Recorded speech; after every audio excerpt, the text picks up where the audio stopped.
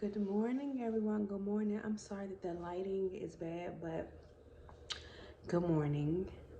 Today I'm here to do something a little different. This is something I've been wanting to do for a while now. It's called What's Tea. So I got my good morning, sunshine.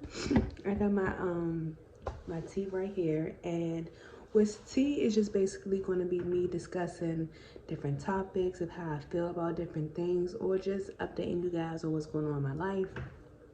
So today is Tuesday, November 16th, and I'm getting ready to go and have a sonogram because my fibroid tumors have come back and has been making my life a living hell. So my doctor has scheduled me to have a sonogram because we're trying to decide if we're going to do a third myomectomy to remove them, or we're just going to do a hysterectomy.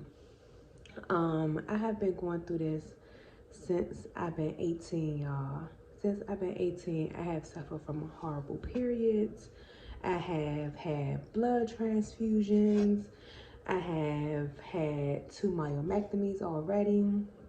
The first one was in 2011. The second one was in 2018, right after I had Charlie.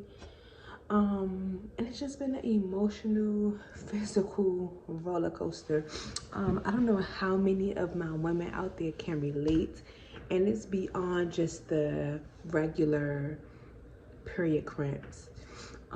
This pain is like you were having a baby. Every month you're having a baby. You're having these contractions, and you could feel the bottom of your stomach. I don't know if you know that you could tell which side, how do you call it? Will your ovaries are shedding, or however. I know I'm probably saying it wrong, but when you're on your cycle, you could feel like this side might be a little harder, or a little tender. That's the side that you're shedding on.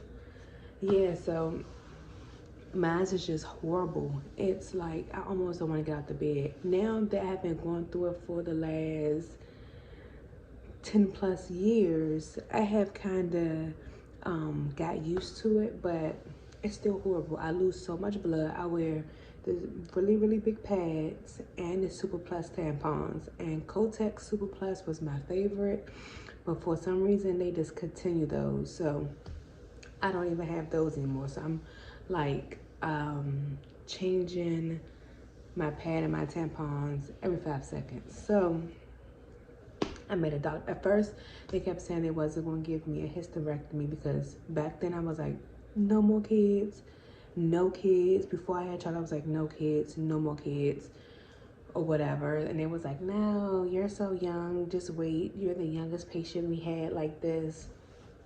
So now that I have Charlie and I'm still suffering, I'm like, you know, last time I went to the doctors, me and Harry, we had a talk because Harry sometimes, Harry sometimes say that he wants to have a little boy or he don't mind having a kid. And I'm sorry, y'all. I'm more so like, no. But now I think he's on board and just like, your health is more important right now. And if that's what we have to do, that's just what we have to do. And it's crazy because I say now, like, I don't want to have kids. I don't want to have any more kids. I just want to have this problem taken care of. I don't want to be in this pain no more. But then when you hear it, like, coming from a health professional, like, if you have this hysterectomy, it's no coming back. It's no kids. So then you like, is that really what I want to do? Like, what if, we just decided we want to have one more, but I don't, I'm still in limbo. I'm more so pushing towards the hysterectomy than I am to have another myomectomy. And my doctor did tell me before that I will have to keep having myomectomies every 5 to whatever years because, I have a severe case. And that's something I just don't want to have to keep going through. And, if I do get pregnant again, it's risky business. So, I'm not saying is it worth it, because of course bringing that life into the world is worth it. That's what God wants us to do with the right person. But I don't want to suffer anymore. Like, I suffer bad. I suffer bad. I've been suffering for years. And like how many doctors said, they just don't know, or they never seen someone that's been going through this starting so young. You know, I would throw up. My stomach, of course, is hurting. My legs is hurting. I have no energy. It's just horrible when I'm just bleeding so bad. And because I'm bleeding so bad, my iron levels are low and I'm so anemic. So I'm eating ice like all the time. And when I was in person at my doctor's appointment with the gynecologist, he was like, he wanted to test my iron levels again because my iron's always low or whatever, and they want to try to do iron infusions, right?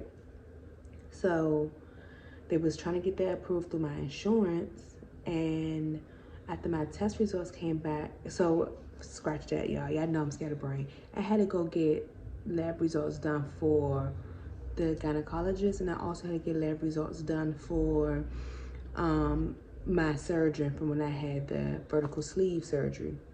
So I had to do 2 check-ins. So they pretty much ordered the same blood work, a complete blood panel, whatever. And I had already seen the results on the LabCorp app, and all of it was red flags, alert, alert. So then it came to one, it was like, I think it was like my palate was large or something like that. And it was like, that could mean breast cancer, ovarian cancer, blood clots, higher chance of blood clots. And I seen this on a Saturday. So I was like freaking out. I could not wait for them to call me on Monday. So once the gynecologist nurse called me first, and she was just like, I don't know how you're getting up every day. It's almost to the point like I'm just like, come in here and get some blood.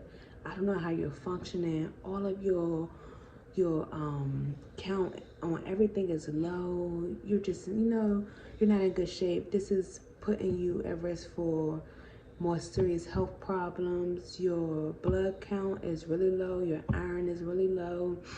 You're really anemic. And your I think she said palates. I think I'm saying it right.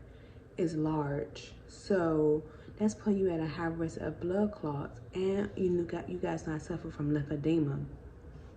So she was like, that's not good. Who is following up with you on this?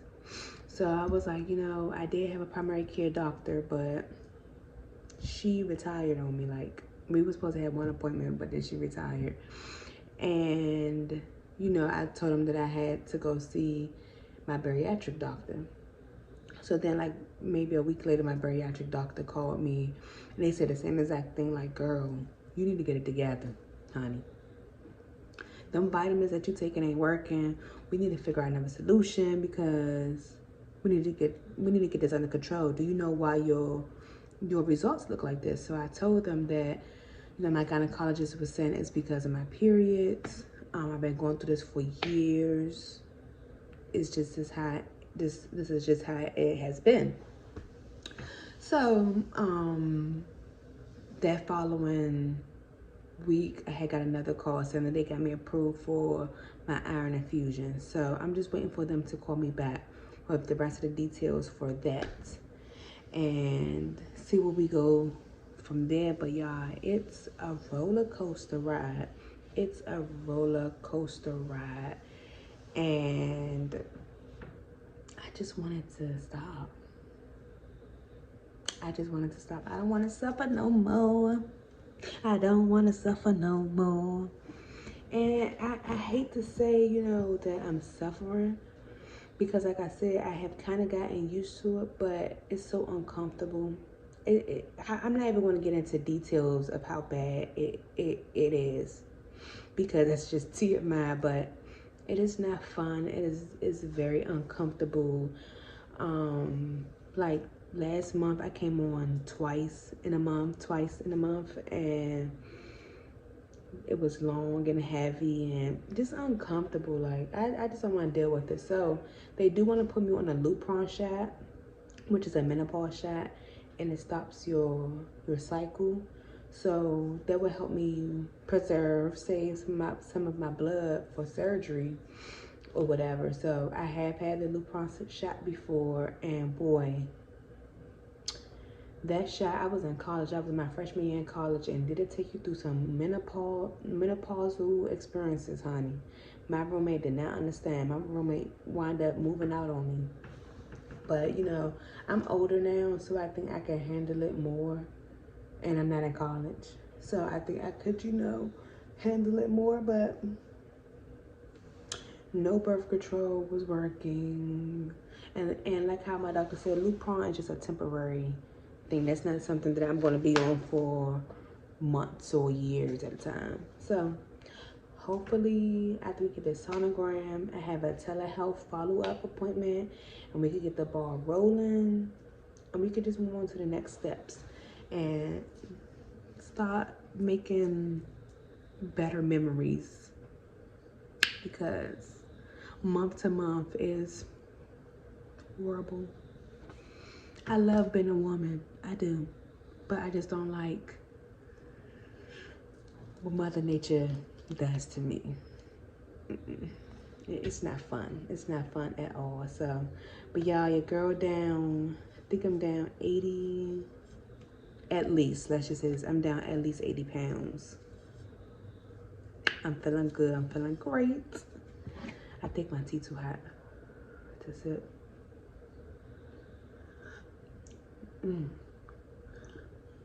This is the grapefruit yogi tea. This is not the tea that I really want.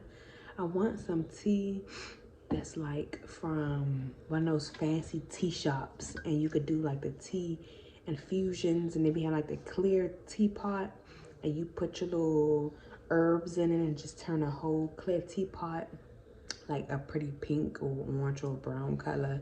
You have your little clear glass, but that stuff pricey. It is pricey. And it was this one tea company, and it was Black owned, that I wanted. I can't remember the name, but they do have Afterpay, and I'm gonna try them out. But the yogi tea isn't bad. I got my mug from Dollar Tree or Dollar General or Family Dollar, one of them dollar stores. But for Christmas, if anybody want to get me one of those clear teacups, I'll be really happy. I'll be really happy. But nevertheless, it is 7:10. I have to go get Charlie situated. But thank you guys for joining me on my first What's the Tea? Or What's Tea? Let's change. What's Tea? So thank you guys for joining me on my first What's Tea. I'm gonna keep you guys updated. I'm probably gonna end this What's Tea right here and then just start a vlog of me going to the doctors. So make sure you guys stick around for the vlog. I'll holler at you guys next time. Keep me in you guys' prayers. Thanks for all the support. I love you guys. Peace.